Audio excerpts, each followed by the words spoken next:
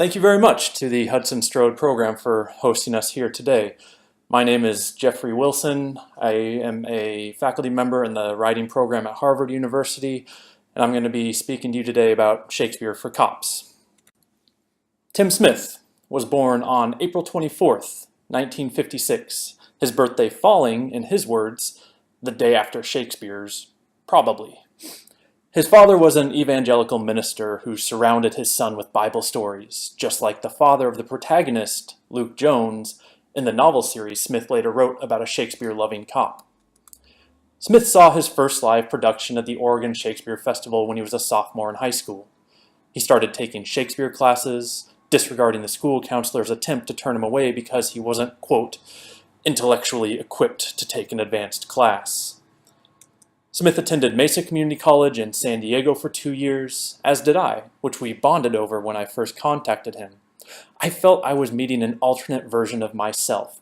I could have just as easily become a cop. He could have just as easily become a Shakespeare scholar. He transferred over to San Diego State University to study literature and creative writing, as did I some 30 years later. But upon graduation, he took a sharp turn. Quote, "I got into police work to have something to write about. At a young age, I knew I was a writer, but I also knew I had nothing to say."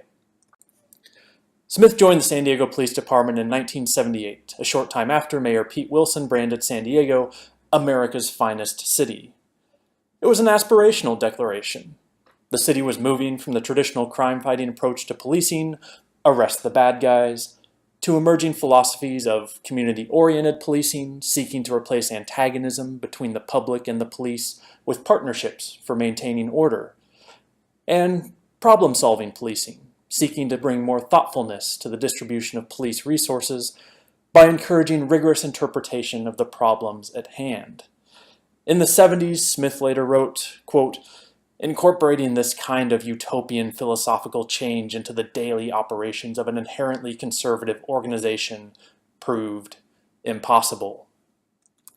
Shortly after Smith joined the department, the British novelist James McClure joined officers in Smith's division on some ride-alongs in preparation for his nonfiction book, Cop World: Inside an American Police Force, published in 1984.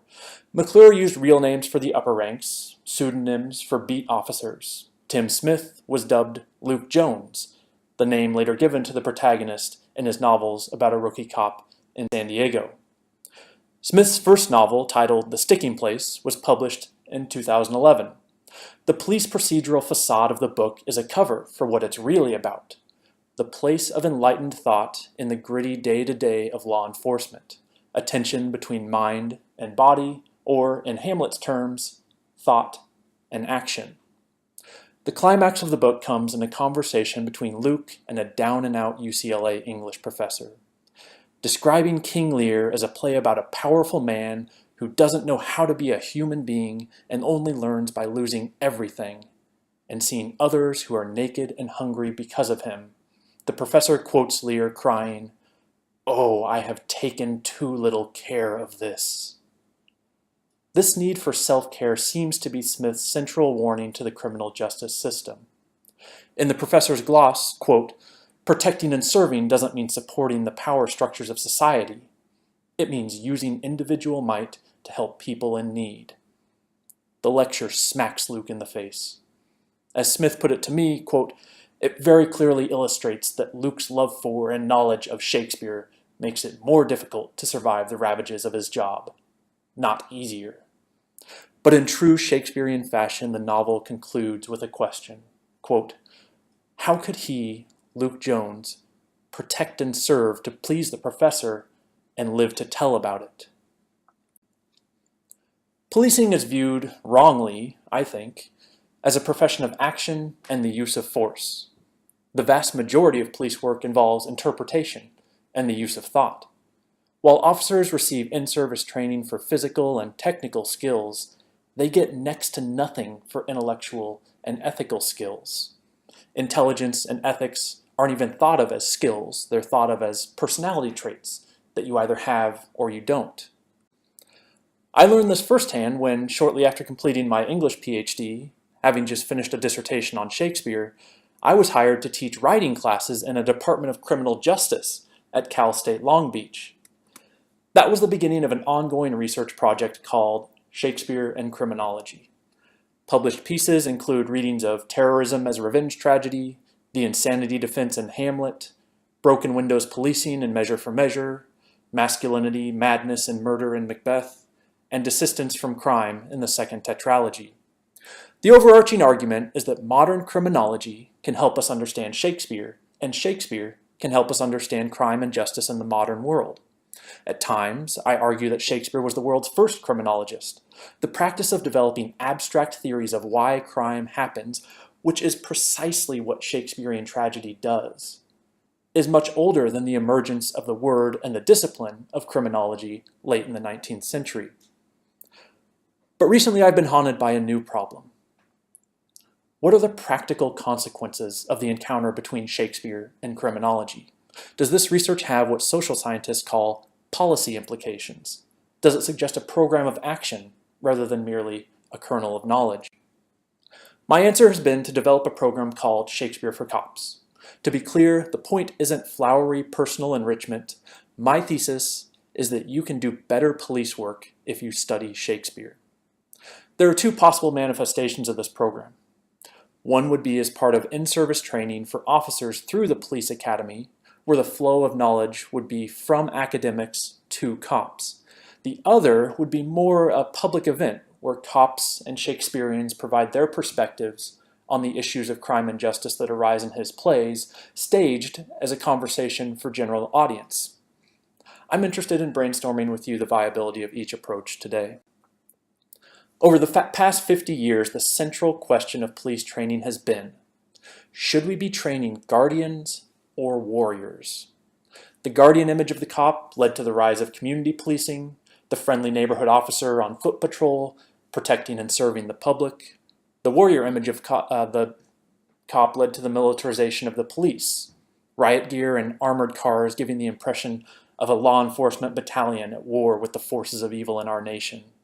Recently, a string of high-profile scandals involving police bias and excessive force, Eric Garner, Michael Brown, Walter Scott, Freddie Gray, Sandra Bland, have led to increased public scrutiny and the Black Lives Matter movement thundering down urgency on police efforts to examine and strengthen their approach to training. The Mobile, Alabama Police Academy's curriculum was recently, quote, revised to emphasize delivery of fair and equal law enforcement while helping citizens in need. All Mobile police officers are taught to see the situations of the people they protect. One of the 4 core curricula areas for the Missouri Police Academy is now interpersonal perspectives, meaning, quote, communication skills such as cultural diversity training, ethics, conflict management, victim sensitivity, and stress management. In 2016, the Portland, Oregon Police Academy introduced a new course called Strengthening Our Foundation, designed to, quote, increase comfort in talking about race. There's a pattern here. The education that the police are looking for right now is to be found in the humanities. Thus, a number of police departments have hired Project Humanities, an initiative out of Arizona State University which conducts Humanity 101 in the workplace, a workshop addressing, quote, the intersections of various systems of privilege and the hidden biases that inform our personnel decisions and professional behaviors. Then there's history. More than 80,000 officers have done training sessions at Law Enforcement and Society, Lessons of the Holocaust, a 4-hour program created in 1999 by the U.S. Holocaust Museum in partnership with the Anti-Defamation League. There's also literature and philosophy, which Detective Ed Gillespie teaches to the cops in the Baltimore Police Department's in-service training. And that much maligned discipline of art history. The New York Police Department, the U.S. Secret Service, and the Department of Homeland Security have all sent agents to the Art of Perception, a program at the Metropolitan Museum of Art run by art historian Amy Herman. Here, cops enhance their skills of perception and communication by observing and describing in detail what they see in pieces at the Met. Shakespeare for Cops has 3 main objectives. 1, to enhance analytical and ethical skills in police officers by training them in humanistic ways of thinking about crime and justice. 2, to build legitimacy for the police by disseminating knowledge about crime and justice derived from on-the-job experience to academic and public audiences. And 3, to create a new community partnership between cops and academics, fostering trust between two groups traditionally suspicious of each other. Working to accomplish these goals, there are 5 specific points of emphasis in the Shakespeare for Cops curriculum. 1. Close reading. Often events have a surface reading that is obvious to most people, but a deeper explanation that only becomes apparent upon further thought or with specialized knowledge. 2. Sympathetic imagination. Not sympathetic in the sense of feeling sorry for someone, but rather the act of seeing a situation from someone else's perspective, a talent Shakespeare famously possessed. 3. Identity criminology. Like Shakespeare's plays, police work involves a lot of connections between identity, who someone is, and actions, what someone does, including issues of stereotyping. 4. The exercise of power. Police officers have more power than average citizens. Thus, the police have a greater responsibility to wield that power properly. While Shakespeare's kings and the modern police are obviously exercising power on different orders of magnitude, the same questions about virtue, prerogative, and discretion arise. And 5, the performance of policing. Policing is not just about doing a good job, whether we like it or not. It's also about appearing to do a good job. Shakespearean drama can help cops increase their awareness of their audiences and make the theatricality of policing work for them. For example, looking at Act 1, Scene 2 of The Tempest, we could ask, why did Caliban rape Miranda? Why does any person rape another? Did Caliban commit a crime? How do you handle, as a police officer, incidents out on the street that might not be explicitly illegal, but are clearly harmful? How does race, black-skinned Caliban and white-skinned Prospero, factor into this incident? How does race factor into criminal justice in America today? And if Prospero can be seen as an agent of criminal justice, how would you evaluate his job performance? Looking at some selections from Act 1 of Macbeth, we could ask, why did Macbeth kill the king? Why is Macbeth ambitious? What's wrong with ambition? And what are the connections between ambition and crime that our police officers experience out on the street? How might Macbeth's wartime service affect his criminality? What do officers see as the relationship between veterans and crime out on the street? How does the pull of masculinity affect Macbeth's criminality? Where do police officers see the pull of masculinity on the job? Looking at Dogberry in Act 4 of Much Ado About Nothing, we can ask, where does the dumb cop stereotype come from? What's the best way to dispel the stereotype? What's the best way to dispel any stereotype? And how can cops leverage their experience with the dumb cop stereotype to understand how others experience stereotypes? In the first 3 acts of Measure for Measure, we could ask, where do the police reforms in Vienna go wrong?